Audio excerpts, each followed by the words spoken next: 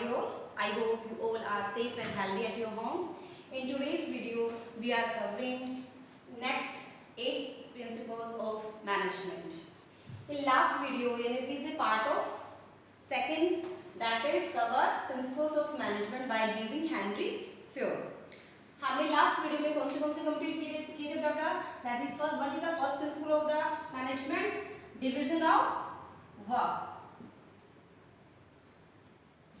हम सिर्फ 1 मिनट के अंदर दोबारा से रिकैप ले लेते हैं. फर्स्ट था division of work, second authority and responsibility, then third one discipline, and fourth one unity of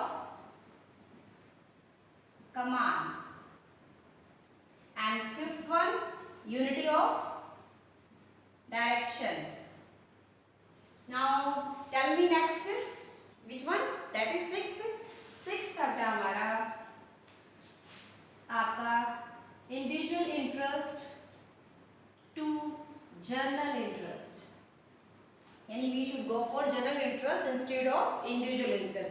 And last one, remember, last is आपका था remuneration to employees. मैंने कहा था remuneration should be assigned a fair remuneration to the employee to maintain a living standard.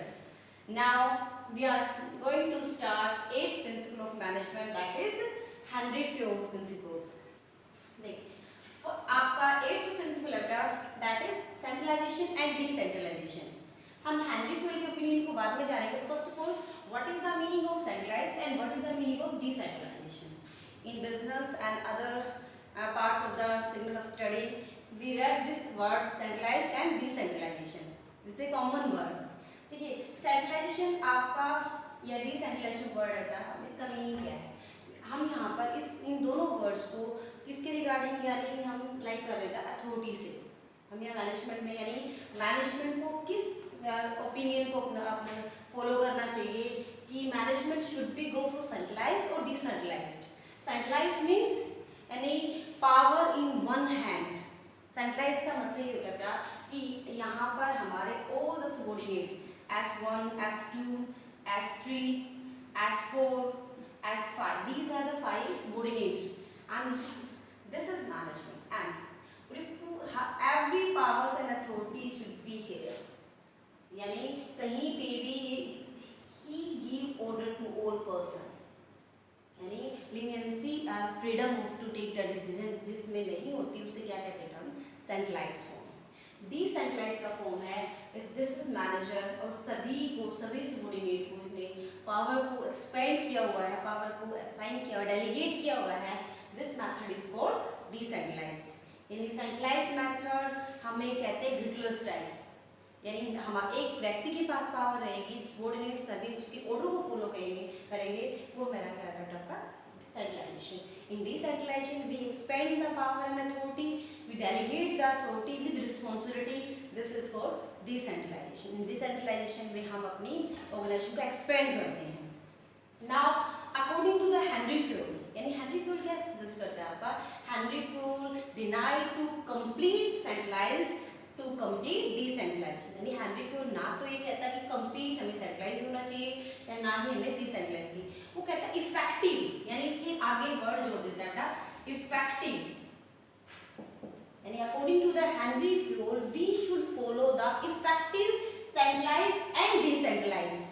यानी according to the Henry Ford, that is some criteria, some levels should be reserved for centralized and some rest of the area, rest of the level we should go for decentralized. For example, उसके view के according वो कहता है कि जो हमारे policy makers हैं यानी पॉलिसी डिसीजन है, जो ऑब्जेक्टिव्स बनाने के जो डिसीजन है, make a strategy to financing, these are important decisions. हम उस वहाँ पर जहाँ पर ये डिसीजन लेने होते हैं वी गो फॉर सेंट्रलाइज. यानी वो हमें सुपीरियर के पास पावर होनी चाहिए इस टाइप के डिसीजन लेने के लिए. वहाँ हमें डिसेंट्रलाइज की रिक्वायरमेंट नहीं है.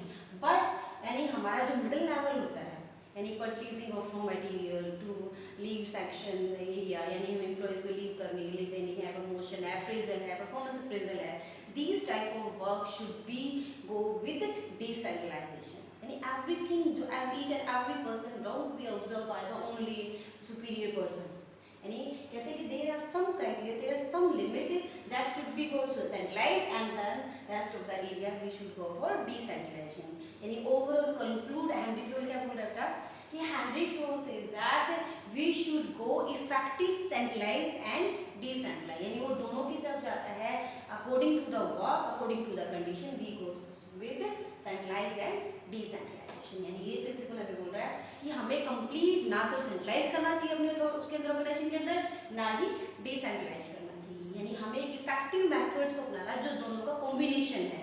Then next principle that is ninth principle of Henry Fayol, scalar chain. अब आप कहते हैं स्केलर चेन ओपिनियन जो आपका हेनरी फ्यूल का, उसके पहले what is the meaning of scalar chain? Scalar chain को हम लैडर के नाम से भी बोलते हैं, और एक तरीके से लैडर का यहाँ मीनिंग क्या था, आप यहाँ इसकी यूज करेगा chain of authority, chain of authority of communication, यानी हमारे जो कम्युनिकेशन का जो चेन है उसको, उसके बारे में उसने एक लैडर प्रोवाइड किया, यानी Henry fuel provide a ladder, A chain of authority system, and according to the Henry Ford we should adopt in strict manner and we must follow this। और ये जो चेन उसने दी that is highest to bottom, यानी उस chain के according वो कहता है एवरीथिंग, यानी जो हमारा स्ट्रक्चर फ्रेमवर्क है, फ्रेमवर्क की हम बात करें, authority should be design into highest to top, यानी हमारा जो top to bottom, highest to bottom. It में हाईएस्ट का मतलब है यहाँ पर सुपीरियर है, देन उसके नीचे जो S1 है, देन S2 है, S3, इस तरीके से उसने एक लैडर प्रोवाइड की, और according to the Henry Fayol we must follow this ladder, हमें overlap of communication method adopt नहीं करना चाहिए। अब इसको समझने के लिए एक हमने लैडर ही लिया, for example this is manager management, हमने यहाँ पे 2 वे में लिया है, यानी हो सकता है क्योंकि हमारे डिफरेंट आपके हम डाइवर्सिफिकेशन चलता है ऑर्गेनाइजेशन के अंदर, मींस ये एक आपकी लैडर है जिसमें हमारे 5 एम्प्लॉइज हैं, ए हमारा यानी इससे बी से सुपीरियर है, सी से सुपीरियर बी हो गया, डी से सुपीरियर सी है, ई से सुपीरियर डी है। It means this is A ladder of authority. Same way same channel go for second division, it means for example scooter गाड़ियां 2 आपकी अगर डिवीजन है तो इट इज फॉर आपके 2 wheelers and this is for 4 wheelers. It means हमारे पास ये एक ladder है, ये एक लैडर है। If J talk to G तो he can't talk to like this, यानी अकॉर्डिंग टू हेनरी फ्यूल ये ओवरलैपिंग नहीं होनी चाहिए, इसे हम कहते हैं overlap, overlap of communication chain, हमें इसको फॉलो नहीं करना, we must follow this one, first J talk to I and I talk to H and H talk to G। This is the method of Henry fuel. Henry fuel कहता है कि हमें अपने organisation के अंदर एक चेन आपकी decide कर देनी चाहिए। For this when we work with chain it is a clear formality, यानी हमारे पास जो रिलेशन है, हमारे पास जो कम्युनिकेशन आपके रिलेशन होते हैं that is all totally clear, यानी कोई भी कंफ्यूजन कन्फ्लिक्ट क्रिएट नहीं होगा। बट उसमें एक इन्होंने एक ये वर्ड दिया है आपकी दैट इज गैंग प्लान, और ये हमारा इस प्रिंसिपल का एक्सेप्शन है।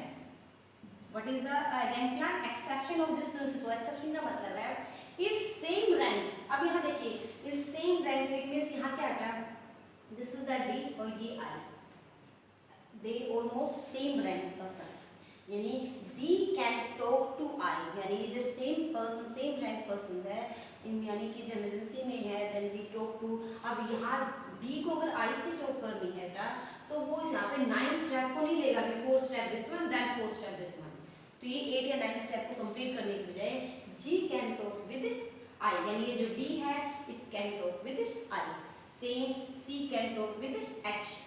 इस सेम रैंक जो आपकी कम्युनिकेशन स्टैंडर्ड है, इसको हमने क्या नाम दिया है? Gang plan.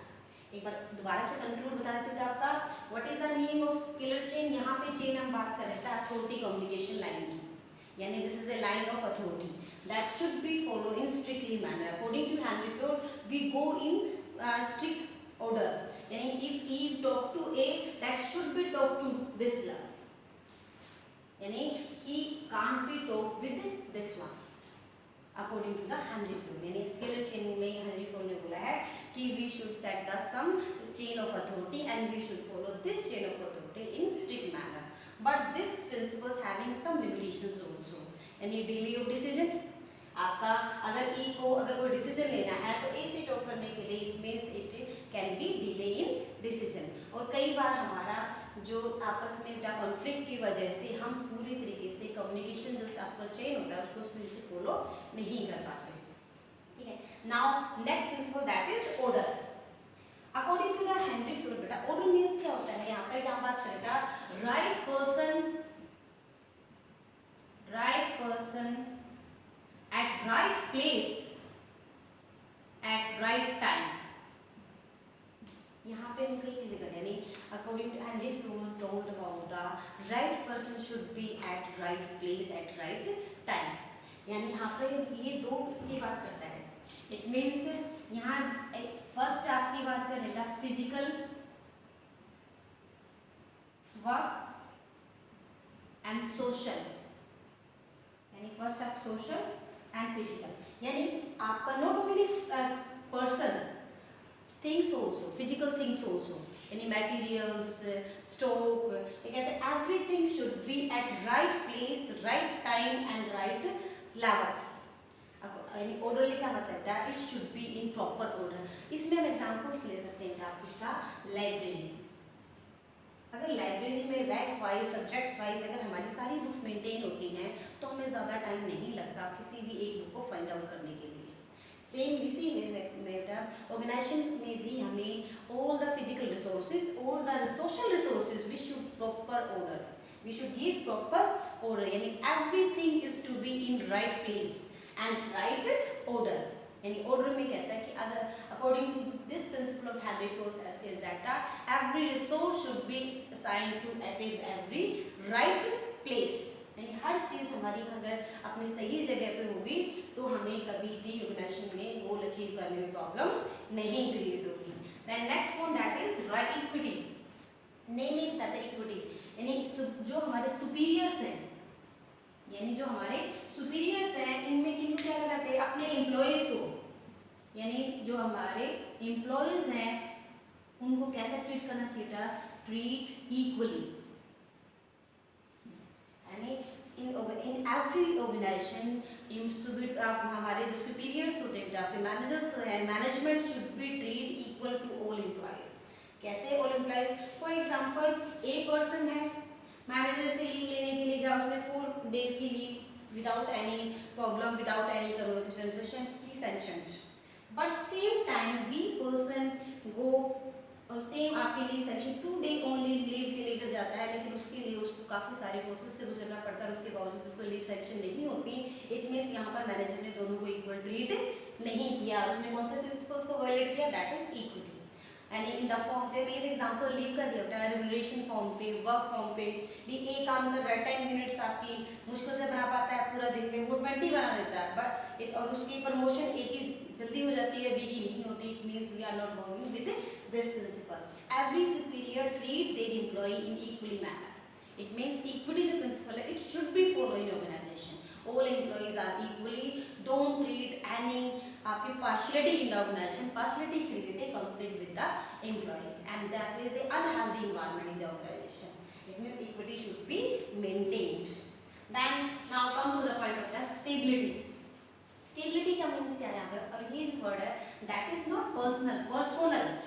यानी stability और personal means है personal। यहाँ पे हम बात कर रहे हैं क्या, it means कर्मचारी, employees को बोलते हैं यहाँ पर, यानी कि यहाँ पे पर्सनल किसकी बात कर रहे हैं, एम्प्लॉइज।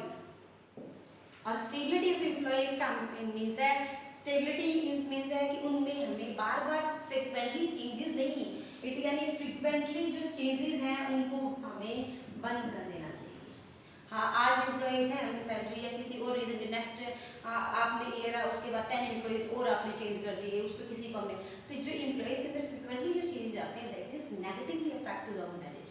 यानी पर्सनल यानी एम्प्लॉयज शुड बी, हमें किस तरह क्रिएट, यानी हमें स्टेबिलिटी होनी चाहिए। We should not go with changes, frequently change in employ selection and recruitment. हमें जितने हमारे ओल्ड एंड जो हमारे आपके कंपनी जो एम्प्लॉयज होते हैं that give good and positive impact to the organization. यानी स्टेबिलिटी ऑफ पर्सनल का मीन्स क्या है, हमें फ्रिक्वेंटली चेंजेस एम्प्लॉयज की रिक्रूटमेंट के अंदर नहीं करनी चाहिए। We go for with stability. Now next initiative, this is a very important principles of the Henry Fayol. कई बार इसके वैल्यू बेस्ड क्वेश्चन हम फाइंड आउट कर लेते हैं। इनिशिएटिव, इनिशिएटिव मीन्स क्या है आपका, यानी कि opportunity, provide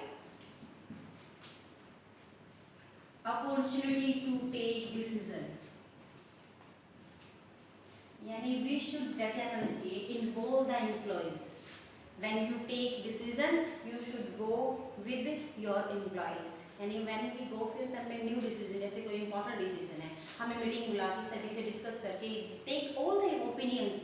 Maybe you go with your decision, but you can discuss with your employees. They also aware about the organization situations. तो इनिशिएटिव का मतलब है हमें अपने एम्प्लॉयज को क्या देनी चाहिए, अपॉर्चुनिटीज देनी to speak up. They are aware more than you with environment of the organization. It means initiative का मतलब हमें अपने एम्प्लॉयज को अपने डिसीजन में, अपने पॉलिसीज के अंदर इन्वॉल्व करना चाहिए। We should go with employees, don't be stick with centralized form. Next आपका लास्ट प्रिंसिपल है स्प्लिट द कॉप। कॉप, यहाँ पे जो कॉप वर्ड आता है, कॉप का मतलब कॉर्पोरेशन यानी कॉर्पोरेशन की क्रिया। कॉर्पोरेशन, कॉर्पोरेशन का मतलब यहाँ पे क्या होता है, यानी team spirit. Team spirit, team spirit का मतलब है हमें कभी भी, एक सिंगल लाइन में इसका मीनिंग बता देता है आपका, in when you organization use मतलब you told about something, you speak something, then don't go with word I. We हमें कौन से, we should use word we instead of I, because in organization every work done by a team, every work done by a group activities, that we should use word we instead of I. यानी we done it, don't I done it, हमने, मैंने नहीं किया, we done it. This is the word for spirit day corps. यानी हमें अपनी organisation के अंदर टीम स्पिरिट लेकर आना है। Don't go with individually activity, don't go with individually work, we go with in group activity. That should be, if we done it, don't go with I done it. These are the 14 principles of Henry Fayol that is completed today.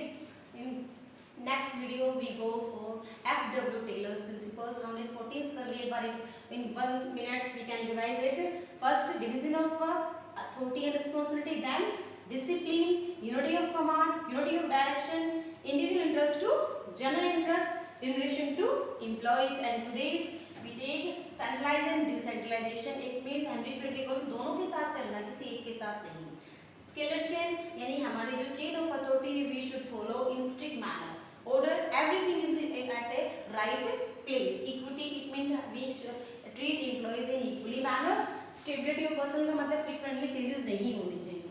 Then initiative we should go with take opportunity to speak up of employees. Then spirit of cooperation यानी team spirit is to be create in organization. These are the 14 principles of management we are completed. Try to write in notes.